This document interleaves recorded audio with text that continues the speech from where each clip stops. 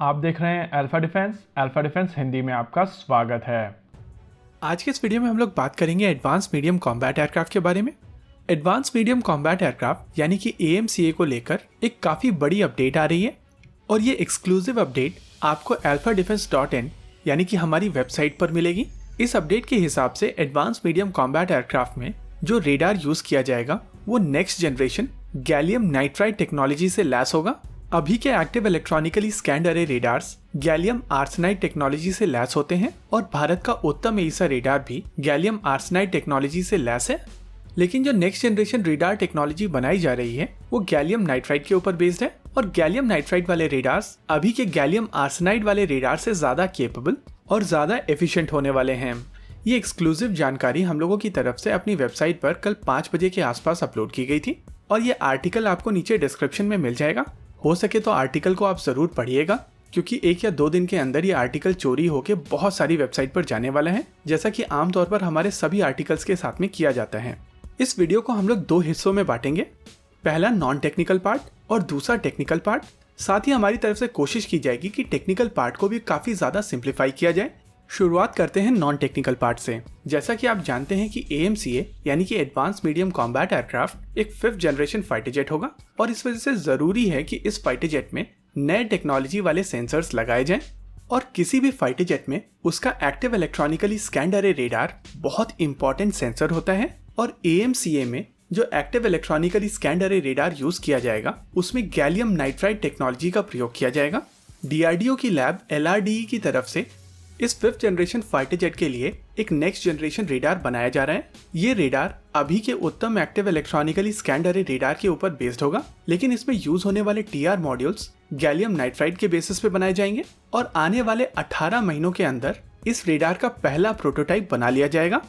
Gallium nitride technology से lace होने के कारण ये रेडार और ज्यादा लंबी रेंज रखेगा। साथ ही ये रेडार स्टेल्थ फाइटर जेट यानी कि 5th जनरेशन फाइटर जेट्स को भी आसानी से डिटेक्ट कर सकेगा।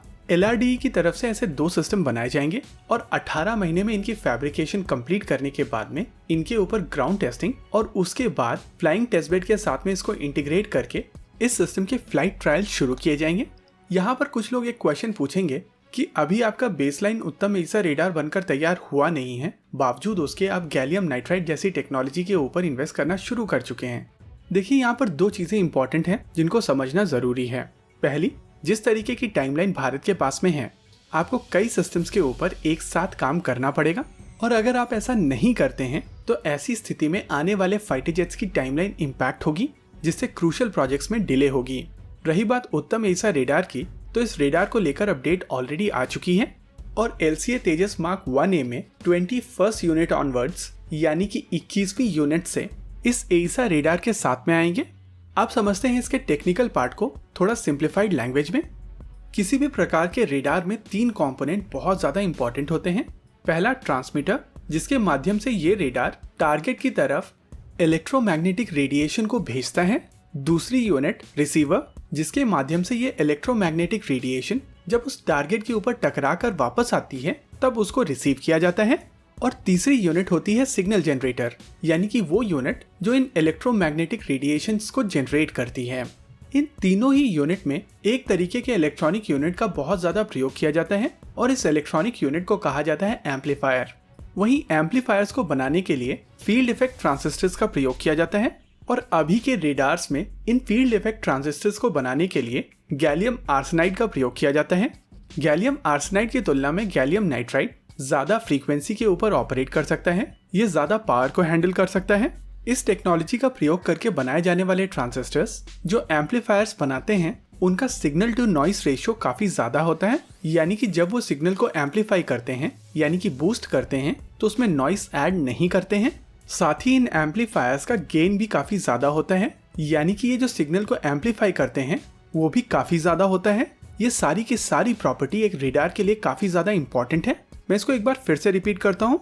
गैलियम नाइट्राइड सिस्टम्स ज्यादा फ्रीक्वेंसी पर ऑपरेट कर सकते हैं, ये ज्यादा पावर के साथ में ऑपरेट कर सकते हैं, इनका सिग्नल टू नॉइस रेशियो ज्यादा है, साथ ही इन एम्पलीफायर्स में गेन भी काफी ज्यादा होता है और इसी वजह से इस टेक्नोलॉजी का प्रयोग करते हुए बनाए जाने वाले रेडार लंबी रेंज पर ऑपरेट कर सकते हैं। साथ ही ये radar 5th generation fighter aircraft यानी कि स्टेल्थ एयरक्राफ्ट को भी काफी आसानी से डिटेक्ट कर सकते हैं। आइए समझते हैं इन दोनों चीजों को एक एक करके। सबसे पहले बात करते हैं इन रेडार्स के रेंज को लेकर। गैलियम नाइट्राइड टेक्नोलॉजी से बनने वाले एम्पलीफायर्स ज्यादा गेन के साथ में आते हैं, साथ ही इनका सिग्नल टू नॉइस रेशियो काफी ज्यादा कम होता है। और जैसा कि आप जानते हैं कि रेडार के बेसिक्स में आपका सिग्नल जनरेटर सिग्नल को जनरेट करता है और इस जनरेटेड सिग्नल को टारगेट के ऊपर छोड़ दिया जाता है। और जैसा कि आप जानते हैं कि गैलियम नाइट्राइड वाले सर्किट्स ज्यादा पावर हैंडल कर सकते हैं, इस वजह से जो सिग्नल जनरेट किया जाता है वो ज्यादा पावर वाला सिग्नल होता है। वहीं आपका रिसीवर इस सिग्नल को तब रिसीव करता है जब ये सिग्नल टारगेट के ऊपर टकरा कर वापस आता है। लेकिन जब ये सिग्नल रेडार से ट्रैवल करके टारगेट के ऊपर टकरा कर वापस आता है तो इस बीच इस सिग्नल की स्ट्रेंथ कम हो जाती है, क्योंकि एटमॉस्फेयर इस सिग्नल को धीरे धीरे करके एब्जॉर्ब करता है। इस फेनोमेना को कहते हैं एटीनिएशन। और आपका टारगेट जितना दूर है आपका रिटर्न सिग्नल उतना ही वीक होगा। और इसी वजह से अगर टारगेट एक सर्टेन डिस्टेंस से ज्यादा दूर है तो रेडार उसको पकड़ नहीं पाते हैं, क्योंकि रिफ्लेक्टेड सिग्नल आते आते पूरी तरीके से एटमॉस्फेयर में अब्जॉर्ब हो जाता है। लेकिन गैलियम नाइट्राइड के केस में क्योंकि आपके सिग्नल में ज्यादा पावर होती है, ये ज्यादा डिस्टेंस कवर कर सकता है और इसी वजह से आपकी रेंज बढ़ जाती है। यहाँ पर एक दूसरा एस्पेक्ट भी है, क्योंकि आपके रिसीवर में गैलियम नाइट्राइड बेस्ड एम्पलीफायर्स लगे हुए हैं, इस वजह से आपके रिसीवर का गेन ज्यादा है और सिग्नल टू नॉइस रेशियो कम, जिसके कारण आपका रिसीवर काफी फेंट रिफ्लेक्शन को भी पिकअप कर सकता है। यानी कि अभी तक गैलियम आर्सेनाइड की वजह से जिस तरीके के सिग्नल्स को आप पिकअप नहीं कर पा रहे थे, उनको भी आप गैलियम नाइट्राइड की मदद से पिकअप कर पाएंगे, जिसके वजह से रेंज में और भी ज्यादा बढ़ोतरी होगी। और मॉडर्न डे कॉम्बैट में अगर आपके रेडार की रेंज दुश्मन के रेडार से ज्यादा है तो आप उसको पहले डिटेक्ट कर सकते हैं और उसके ऊपर बीवीआर पहले फायर कर सकते हैं। यानी कि अगर आपका रेडार गैलियम नाइट्राइड टेक्नोलॉजी से लैस है तो आपके पास एक डेफिनेटिव एज है, आप दुश्मन को पहले देख सकते हैं और पहले मार सकते हैं। अब बात करते हैं इस रेडार की स्टेल्थ किलर कैपेबिलिटी के बारे में। जैसा कि आप जानते हैं कि जो स्टेल्थ फाइटर जेट्स होते हैं उनको लो ऑब्जर्वेबल फाइटर जेट भी कहा जाता है। इस तरीके के फाइटर जेट्स एनिमी रेडार से आ रही तरंगों को अब्जॉर्ब कर लेते हैं या फिर उनको दूसरी तरफ डिफ्लेक्ट कर देते हैं। अब्जॉर्प्शन और डिफ्लेक्शन के कारण ये एयरक्राफ्ट बहुत ज्यादा रिफ्लेक्शन नहीं देते हैं। हालांकि ऐसा नहीं है कि इनकी तरफ से बिल्कुल जीरो रिफ्लेक्शन होता है, इनकी तरफ से भी रिफ्लेक्शन होता है, लेकिन इस रिफ्लेक्शन की स्ट्रेंथ काफी ज्यादा कम होती है।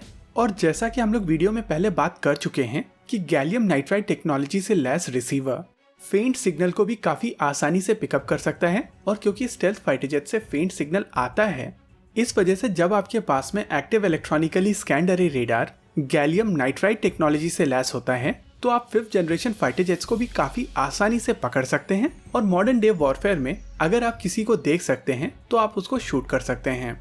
यानी कि आने वाले समय में जो एडवांस मीडियम कॉम्बैट एयरक्राफ्ट में रेडार लगाया जाएगा वो इस एयरक्राफ्ट को लॉन्गर रेंज देगा, साथ ही इसको स्टेल्थ फाइटर जेट्स को डिटेक्ट करने की क्षमता प्रदान करेगा।